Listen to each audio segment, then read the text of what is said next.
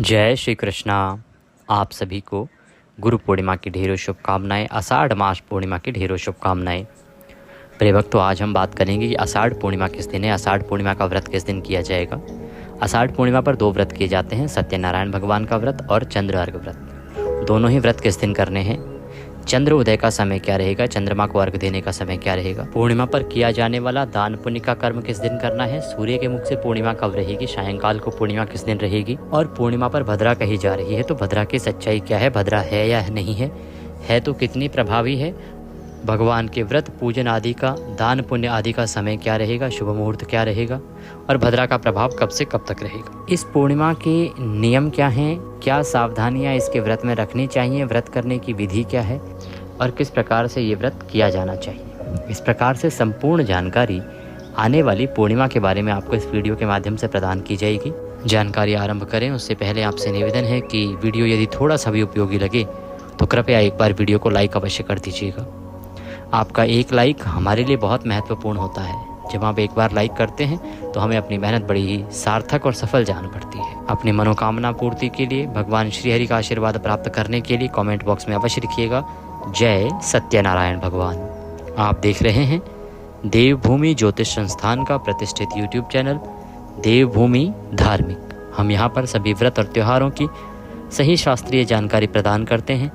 ज्योतिष शास्त्र और पंचांग के आधार पर आपको बताते हैं कि कौन सी तिथि कब है, क्या विधि है, क्या नियम है, कब आपको पूजन आदि करना है, व्रत आदि करना है और विधि आदि क्या रहेगी। इस प्रकार से यदि आप सभी व्रत और त्योहारों की सही शास्त्रीय जानकारी प्राप्त करते रहना चाहते हैं तो कृपया चैनल को अभी सब्सक्राइब कीजिए और बेल आइकन को प्रेस कीजिए। जब आप चैनल को सब्सक्राइब करेंगे तो वहाँ एक घंटी का निशान बना हुआ आएगा, उसको अवश्य दबाइएगा, तभी आपको हमारे वीडियोस प्राप्त होंगे, अन्यथा आपसे जानकारी छूट जाएगी।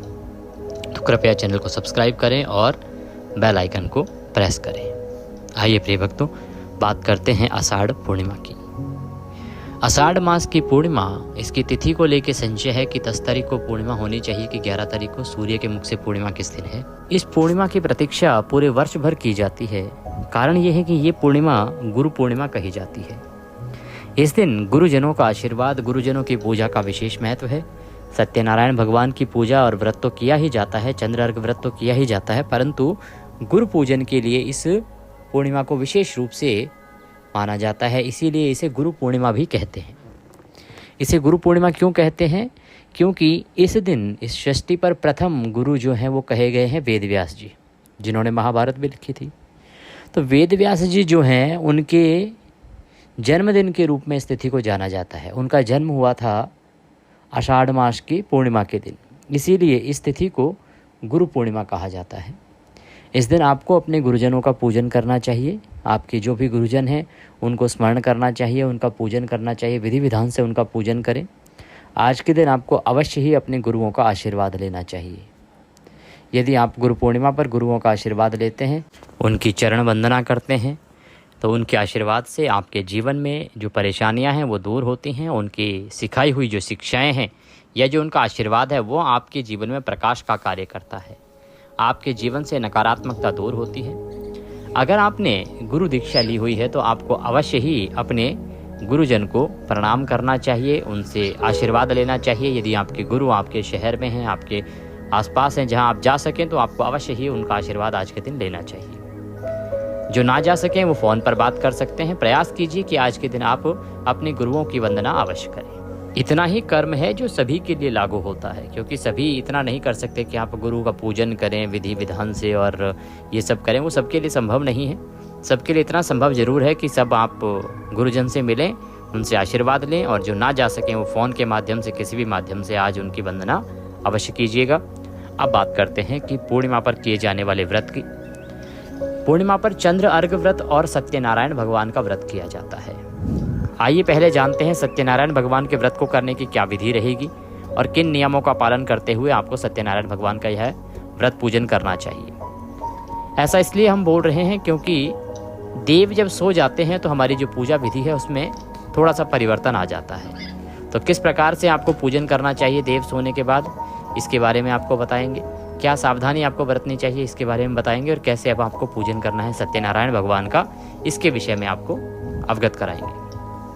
प्रिय भक्तों, जब आप सत्यनारायण भगवान का पूजन करते हैं, कथा करते हैं ना, तो उसमें नवग्रह पूजा भी की जाती है, कलश स्थापना भी की जाती है, कलश पूजन भी किया जाता है, सभी देवताओं का आवाहन किया जाता है। आवाहन करने के बाद उनको स्थान दिया जाता है, स्थान देके फिर उनका पूजन किया जाता है और तदोपरांत पूजा के अंत में विसर्जन भी किया जाता है, जिसे हम पुष्पांजलि कहते हैं। परंतु ये जो समय होता है जब देव इस अवस्था में होते हैं कि देव सोए हुए होते हैं, और ये रहता है आषाढ़ देवशयनी एकादशी से और कार्तिक शुक्ला देवउठनी एकादशी तक। तो इस समय में जो भी आप पूजन करेंगे उसमें ना तो देवताओं का आवाहन किया जा सकता है, ना ही विसर्जन किया जा सकता है। नवग्रह पूजा भी कैसे करेंगे, क्योंकि देवता तो सो रहे हैं। तो इसमें आपको मानसिक पूजन भगवान का करना चाहिए। भगवान की प्रतिमा सामने है तो मान के चलना चाहिए कि इस प्रतिमा के रूप में भगवान वहाँ पर विराजमान है, और उनका पंचोपचार से हमें पूजन करना चाहिए। जितना हो सके हमें भजन करना चाहिए। ये जो समय है ना, ये समय बना है भगवान का भजन करने का, भगवान की कथाएं सुनने का, भगवान की भक्ति करने का, मंत्रों का जाप करने का, इसके लिए ये समय बना है। तो इसी प्रकार से हमें भक्ति करनी चाहिए। आइए पूजा विधि की बात करते हैं, पूजन आरंभ करते हैं कि किस प्रकार से आपने सत्यनारायण भगवान का पूजन करना है। पूर्णिमा के दिन आप सूर्योदय से पहले उठ जाइए। उठने के बाद स्नान आदि से निवृत्त हो जाइए। स्नान की अगर बात करें तो इस पर स्नान कहा गया है गंगा स्नान। पवित्र नदियों में स्नान करना चाहिए। अगर आप गंगा स्नान के लिए जा सकते हैं तो बहुत उत्तम है। गंगा स्नान के लिए नहीं जा सकते तो किसी अन्य पवित्र नदी में स्नान कीजिए। अगर कहीं नहीं जा सकते तो घर पर ही आप पवित्र स्नान कर सकते हैं। उसके लिए विधि ये रहेगी कि आप जो नहाने का पानी भरेंगे उसमें पहले गंगा जल भरिएगा, फिर शुद्ध जल भरिएगा और उस जल से हर हर गंगे बोलते हुए स्नान कीजिएगा। ये कल्याणकारी विधि रहेगी, कल्याणकारी होगा पूर्णिमा के दिन। इस प्रकार पवित्र स्नान आपको करना है। स्नान करने के बाद आज के दिन सूर्य देव को जल अवश्य दीजिएगा। भगवान भास्कर को जल देना ये आषाढ़ मास की पूर्णिमा है, इस पर बड़ा ही मंगलकारी कहा गया है। और इसके बाद आपको पूजन के लिए आसन लगा के बैठ जाना चाहिए। जो सामग्री चाहिए पूजा की उसको एकत्र कर लीजिए। बात करते हैं कि पूजा की क्या सामग्री आपको चाहिए, कि क्या क्या सामग्री आपके पास होनी चाहिए। तो पूजन के लिए आपके पास होना चाहिए भगवान सत्यनारायण के स्वरूप की कोई प्रतिमा या तस्वीर। उनको स्थापित करने के लिए चौकी पर बिछाने के लिए पीला वस्त्र, और पूजन के लिए रौली, मौली, पान, सुपारी, लौंग, इलायची, धूप, दीप, नैवेद्य के रूप में आप फल ले लीजिएगा, मिश्री ले लीजिएगा या मिठाई ले लीजिएगा, इत्र, जनेऊ, पंचामृत बनाने के लिए कच्चा दूध, दही, घी, शहद, शक्कर, गंगाजल, पुष्प और तांबे का एक लोटा। ये सामग्री है जिसकी आवश्यकता होगी हमें। ये सामग्री इसमें से जो आपके घर में है उसको रख लीजिए, और बाकी जो बाज़ार से लानी है उसको ला के समय से रख लीजिए। आप तांबे का लोटा लीजिए, उसको अच्छे से मांझ लीजिए, उसमें पहले गंगाजल भरिए, फिर शुद्ध जल भरिए। सारी सामग्री एकत्र कीजिए। जो भी आपके घर में पूजा के लिए उपयुक्त स्थान है, जहां आप बैठकर पूजन करते हैं, आपके यहाँ कोई मंदिर लगा रखा है या जो भी पूजा के लिए स्थान बना रखा है, वहाँ पर उत्तर दिशा की ओर मुख करके बैठ जाइए। सारी सामग्री रखिए सामने और भगवान की स्थापना करते हुए, शुद्धिकरण करते हुए हम पूजन में आगे बढ़ेंगे।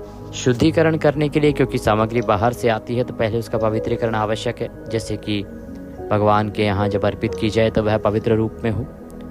तो सबसे पहले सामग्री का, स्थान का, सबका शुद्धिकरण कर लेते हैं। शुद्धिकरण किया जाता है। शुद्धिकरण की विधि ये रहेगी कि आप एक फूल लीजिए और फूल के द्वारा जो लोटे में जल भरा है ना, उससे छींटे दीजिए सभी सामग्री पर, और जहां आपने बैठकर पूजन करना है वहां पर। ओम पवित्र हो अपवित्रवांग सर्वांग वस्तांगतोपि वाम यह स्मरेत पुंडरीकाक्षम सभायंतरः शुचिः ओम। इस प्रकार से अब आपने जल छींटे दे के स्थान का शुद्धिकरण किया है, सामग्री को पवित्र किया है।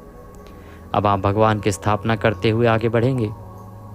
अपने सीधे हाथ पे जल लीजिए, हस्तो प्रक्षालनम, और हाथ धो लीजिए। चौकी लगाइए, चौकी पे भगवान की तस्वीर को स्थापित कर दीजिए।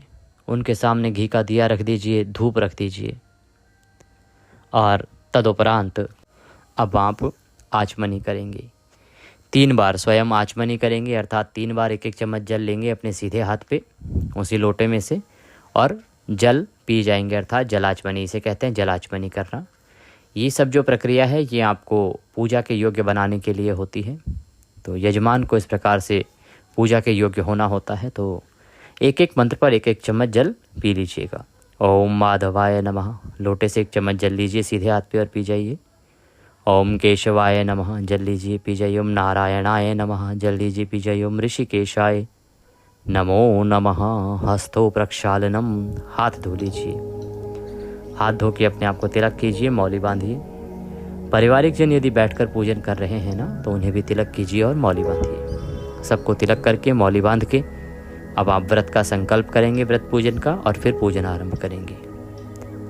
संकल्प करना एक आवश्यक प्रक्रिया है। बिना संकल्प के आपका ना तो दान लगता है, ना आपका कोई व्रत पूजन आदि लगता है। सभी में संकल्प आवश्यक होता है। संकल्प नहीं करेंगे तो उसका कोई लाभ नहीं होगा। तो ध्यान रखिए, जब भी कुछ दान दें तो संकल्पित होकर दें, संकल्प करके दें, और पूजा पाठ करें तो भी संकल्प करके ही करें। तो आइए सबसे पहले व्रत पूजन का संकल्प करते हैं। संकल्प करने के लिए सीधे हाथ में जल लीजिए और 1 रुपये का सिक्का कम से कम दक्षिणा के रूप में रखिए। 3 बार बोलिए ओम श्री विष्णु, ओम श्री विष्णु, ओम श्री विष्णु। अपना नाम, अपना गोत्र, जिस स्थान पर बैठकर संकल्प कर रहे हैं वहाँ का मकान नंबर, क्षेत्र का नाम, शहर का नाम। आषाढ़ मासे पूर्णमस्यायाम पुण्यतिथि आयु आरोग्यता प्राप्त्यार्थाय, सुख संपत्ति प्राप्त्यार्थाय, भगवान सत्यनारायण प्रसन्नार्थाय, सत्यनारायण भगवान व्रत पूजन संकल्पम संकरिष्ये। बोलिए सौ श्री विष्णु शरणौ शरणम प्रपद्ये, और यह संकल्प भगवान के चरणों में अर्पित कर दीजिए। एक बात का ध्यान दीजिएगा कि हमने जब संकल्प आरंभ किया है तो उससे पहले धूप और दीप जो आपने रखे हैं उनको प्रज्वलित कर लीजिएगा, जला लीजिएगा। धूप दीप जला के संकल्प करके अब भगवान को आप पुष्प अर्पित कीजिएगा। पुष्प इस भाव से कीजिएगा कि आप भगवान को आसन अर्पित कर रहे हैं।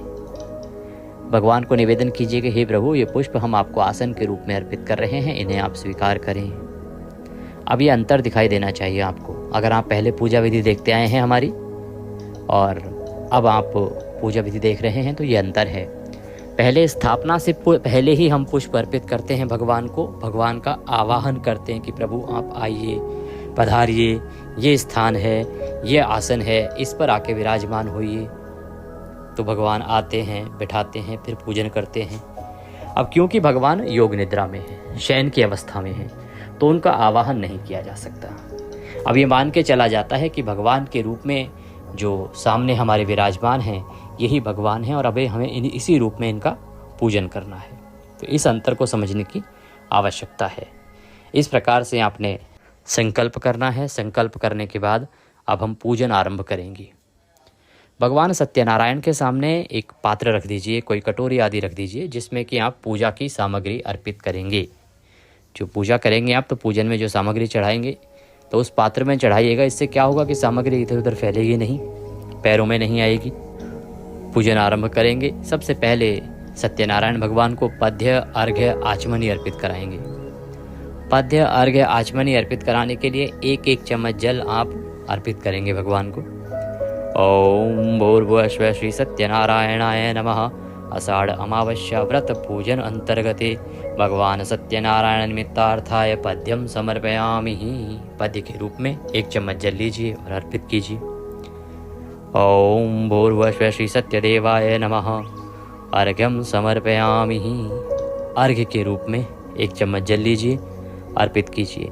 यदि प्रतिमा आपके पास है ना, तो प्रतिमा को नहलाइए और प्रतिमा को अर्घ्य आप दे सकते हैं शंख से। शंख से जब भगवान नारायण को अर्घ्य देते हैं तो वह अत्यंत कल्याणकारी होता है। अब आचमनी कराएंगे भगवान को। ओम भूर्भुवः स्वः श्री सत्यनारायणाय नमः। जलाचमनिम समर्पयामि। जलाचमनी कराइए प्रेम से। जलाचमनी करा के अब भगवान को स्नान कराया जाएगा। तो स्नान के लिए जल अर्पित कीजिएगा। ओम भूर्भुवः स्वः श्री सत्यनारायणाय नमः। स्नान निमित्तार्थाय जलम समर्पयामि। स्नान कराइए भगवान को। स्नान कराने के बाद पंचामृत से स्नान कराएंगे। पंचामृत बनाइए। पंचामृत बनाएंगे आप कच्चा दूध, दही, घी, शहद और शक्कर से। और पंचामृत थोड़ा ज़्यादा बना लीजिएगा, क्योंकि पंचामृत तो भोग में भी प्रयोग होगा। जो प्रसाद होता है सत्यनारायण भगवान का, वो आप सभी जानते हैं कि पंजीरी होती है। पंजीरी के साथ पंचामृत होता है और पंचामृत के साथ केले होते हैं। तो इसीलिए पंचामृत एक साथ बहुत सारा बना लीजिए और वह पूजा के लिए एक पात्र में अलग से ले लीजिए। पंचामृत कैसे चढ़ाएंगे भगवान को? इसको फूल पर लगा लीजिए और वो फूल के माध्यम से पंचामृत अर्पित करेंगे। ओम भूर्भुवः श्री सत्यनारायणाय नमः। पंचामृत स्नान निमित्तार्थाय पंचामृतम समर्पयामि। पंचामृत अर्पित कीजिए। पंचामृत अर्पित करने के बाद शुद्धोदक स्नान होगा, पुनः शुद्ध जल से स्नान। तो शुद्ध जल अर्पित कीजिएगा फिर से। ओम भूर्भुवः श्री सत्यनारायणाय नमः। शुद्धोदक स्नान निमित्तार्थाय शुद्ध जलम समर्पयामि। शुद्ध जल अर्पित कीजिए। शुद्ध तक स्नान करा के अब भगवान को वस्त्र अर्पित किया जाता है। वस्त्र अर्पित कीजिएगा।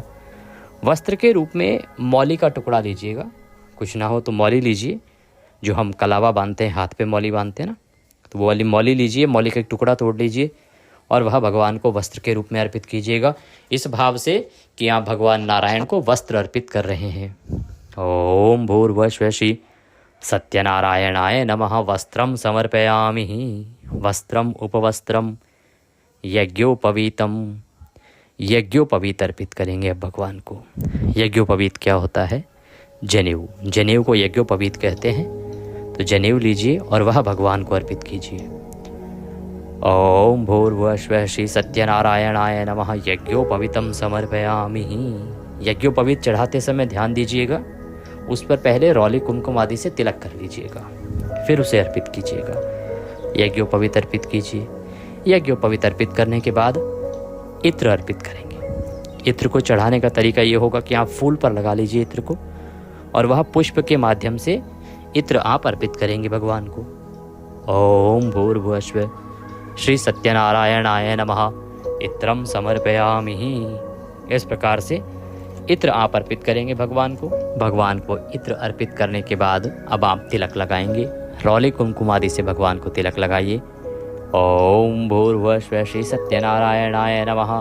तिलकम समर्पयामि। तिलक कीजिए। तिलक कीजिए। तिलक करने के बाद अक्षत लगाइए भगवान को। ओम भूर्भुवः श्री सत्यनारायणाय नमः। अक्षतम समर्पयामि। तिलक कीजिए, प्रेम से अक्षत लगाइए। अक्षत लगा के फूलों की माला पहनाइएगा, पुष्प अर्पित कीजिएगा। ओम भूर्भुवः श्री सत्यनारायणाय नमः। पुष्पम समर्पयामि। माल्यार्पणम कुरु। पुष्प हैं, पुष्प अर्पित कीजिए। माला है तो माला पहनाइए भगवान को। माला पहनाने के बाद धूप और दीप दिखाया जाता है भगवान को। तो पहले धूप दिखाइए, फिर दीप दिखाइएगा। ओम भूर्भुवः श्री सत्यनारायणाय नमः। धूपम अर्पयामि। ओम भूर्भुवः श्री सत्यनारायणाय नमः। दीपम दर्शयामि। धूप दिखाइए, दीप दिखाइए और नैवेद्य अर्पित कीजिए। नैवेद्य के रूप में आपके पास मिठाई है तो मिठाई चढ़ाइएगा, मिठाई ना हो फल हो तो फल ले लीजिए, और ये भी ना हो तो मिश्री लीजिएगा और वह अर्पित कीजिएगा। ओम भूर्भुवः श्री सत्यनारायणाय नमः। नैवेद्यम समर्पयामि। नैवेद्य अर्पित कीजिए। नैवेद्य अर्पित करने के बाद जलाचमनी कराई जाएगी। इसे भोजन अंत वाली जलाचमनी कहते हैं, जो भोजन के बाद कराई जाती है। ओम भूर्भुवः श्री सत्यनारायणाय नमः। जलाचमनिम समर्पयामि। एक चम्मच जल लीजिए, भगवान को अर्पित कर दीजिए। जल आचमनी कराने के बाद अब आप भगवान को तांबूल अर्पित करेंगे। तांबूल क्या होता है? पान का एक पत्ता लीजिएगा, उस पर 2 लौंग, 2 इलायची, 1 सुपारी रखिएगा, उसका तांबूल बनाइएगा और वह भगवान को अर्पित कीजिएगा। ओम भूर्भुवः श्री सत्यनारायणाय नमः। तांबूलम समर्पयामि। तांबूलम पूंगी फलम शुभ दक्षिणायाम शुभदो वरदो भवः। अब आप भगवान को दक्षिणा अर्पित करेंगे। दक्षिणा के रूप में जो भी आपके पास राशि जो आप देना चाहते हैं, अर्पित करना चाहते हैं भगवान को, वो हाथ में लीजिए और भगवान को चढ़ाइए। ओम भूर्भुवः श्री सत्यनारायणाय नमः। शुभ दक्षिणायाम समर्पयामि। दक्षिणा अर्पित कीजिए भगवान को। दक्षिणा अर्पित करके हाथ जोड़ के नमस्कार कीजिए। इस प्रकार से ये आपने पूजन किया है सत्यनारायण भगवान का। अब आपने कथा सुननी है, सत्यनारायण भगवान की कथा सुननी है। सत्यनारायण भगवान की जो सही कथा है, जो सुननी चाहिए, वो एक पंचाध्यायी कथा है, अर्थात 5 अध्यायों की कथा है। लगभग आधा घंटे 35 मिनट में पूरी होती है। वह कथा है सही, जिसको सुनना चाहिए। यूट्यूब पर कथा सुनते हैं तो सावधान रहना चाहिए, क्योंकि बहुत सारे ऐसे चैनल है जिनका पांडित्य कर्म से कुछ लेना देना नहीं है, तो वो किसी भी कथा को किसी भी नाम से चला देते हैं। और कई बार तो बहुत सारे चैनल ऐसे आए हमारे सामने जो एक एक दो दो अध्याय ही कथा के रूप में सुना देते हैं, एक अध्याय की कथा, 2 अध्याय की कथा। तो आप मेहनत से अपना व्रत करते हैं, पूरी श्रद्धा से करते हैं, तो कथा भी सही सुने। अगर आप हमारे चैनल पर नए हैं तो इसे सब्सक्राइब कर लीजिए, क्योंकि ये एक ज्योतिष संस्थान का चैनल है और हम यहाँ जो भी जानकारी देते हैं, जो भी कथा आदि सुनाते हैं, वह सही कथा होती है जो पुराणों में वर्णित होती है। तो सभी प्रकार की सही कथाएं सुनने के लिए, सही विधियां जानने के लिए, सही व्रत का समय जानने के लिए चैनल को कृपया अभी सब्सक्राइब कीजिए। और जब आप सब्सक्राइब करेंगे तो वहाँ एक घंटी का निशान बना हुआ आएगा, उसको अवश्य दबाइएगा, तभी आपको हमारे सारे वीडियो मिलेंगे। अन्यथा आपसे वीडियो छूट जाएंगे, जानकारी छूट जाएगी। तो सब्सक्राइब कीजिएगा और बेल आइकन को अवश्य दबाइएगा, घंटी के निशान को ज़रूर दबाइएगा। भगवान की कथा सुनेंगे। कथा सुनने के साथ आप एक कार्य और करेंगे, क्योंकि ये चतुर्मास की पूर्णिमा है। चतुर्मास जिसकी शुरुआत हो चुकी होती है देवशयनी एकादशी से। तो चतुर्मास की जो भी प्रमुख तिथियां हैं उन पर आपको चतुर्मास महात्म्य अवश्य सुनना चाहिए। चतुर्मास महात्म्य हम अपने चैनल पर प्रतिदिन सुना रहे हैं जो पुराणों में वर्णित है। तो चतुर्मास महात्म्य का श्रवण करना चाहिए। विष्णु सहस्त्र नाम का श्रवण आपको अवश्य करना चाहिए। इस प्रकार से ये पाठ सुनते हुए भगवान की आरती कीजिए और आरती करने के बाद भगवान को पंजीरी का भोग लगाइए। पंजीरी बनाइए, पंचामृत बनाइए, थाली में सजाइए, केले रखिए, साथ में तुलसी का पत्ता रखिए, भगवान के सामने थाली सजाइए, भगवान से भोग के लिए निवेदन कीजिए। मंत्र हम पढ़ देते हैं। ओम नाभ्यः आशिहिदन्तरिक्षं शिष्णुः जोः समवर्ततः पद्भ्यां भौमेर्दशां श्रोत्रां तथा लोकान् अकल्पयनः। इस प्रकार से अब आप ताली बजाइए 2 बार, पर्दा हटा दीजिए, जल आचमनी कराइए भगवान को। जो थाली है भोग की, उसके ऊपर से जल लेके चम्मच में 2 बार घुमाइए, 3 बार, और उसके बाद वह जल छोड़ दीजिए। जल आचमनी कराने के बाद बाकी प्रसाद जो है उसको उठा लीजिए, प्रसाद में मिला दीजिएगा। ध्यान रखिएगा कि आप जब अन्न ग्रहण करेंगे व्रत का आज के दिन, तो सबसे पहले इसी प्रसाद में से आप प्रसाद ग्रहण करेंगे। इस प्रकार से आपने भगवान का पूजन किया, भोग लगा दिया। अब आपने ब्राह्मण को दान देना चाहिए, ब्राह्मण को दक्षिणा देनी चाहिए। ये एक आवश्यक प्रक्रिया है। ब्राह्मण को आप दक्षिणा दे सकते हैं, अगर आप दे सके तो ब्राह्मण को सामग्री दे सकते हैं, अर्थात वस्त्र दे सकते हैं, अन्न दे सकते हैं, अन्य कोई वस्तु देना चाहें तो वह भी दे सकते हैं, या आप केवल द्रव्य दे सकते हैं, अर्थात रुपए दे सकते हैं। ब्राह्मण को दान दक्षिणा देने के बाद ही आपने अपने व्रत को खोलना है, इसका ध्यान रखिएगा। दान आवश्यक प्रक्रिया है, ये अवश्य करना है। यदि आप हमें कोई दक्षिणा आदि भेजना चाहते हैं ब्राह्मण कर्म के निमित्त, तो आप दक्षिणा आदि भेज सकते हैं। कमेंट बॉक्स में लिख के पूछ लीजिएगा, हम आपको जानकारी प्रदान कर देंगे। यहाँ डिस्क्रिप्शन बॉक्स में भी हमने आपको जानकारी दी है, वहाँ पर भी आप भेज सकते हैं। ब्राह्मण को दान दक्षिणा देने के बाद अब आप व्रत खोलेंगे। ये आपकी विधि है व्रत पूजन की। में केवल आपको एक ही बार आहार ग्रहण करना है, इसका ध्यान रखिएगा। ब्रह्मचर्य का पालन करना है, पूर्ण रूप से ब्रह्मचर्य है, और अगले दिन तक आपको ब्रह्मचर्य का ध्यान रखना है। भगवान के चरणों में मन को लगाते हुए दिन को व्यतीत कीजिए। सायंकाल को आपको कीर्तन करना चाहिए, कीर्तन में जाना चाहिए। अब क्योंकि संभव नहीं है सभी के लिए कीर्तन में जाना, तो आप एक कर्म कीजिएगा।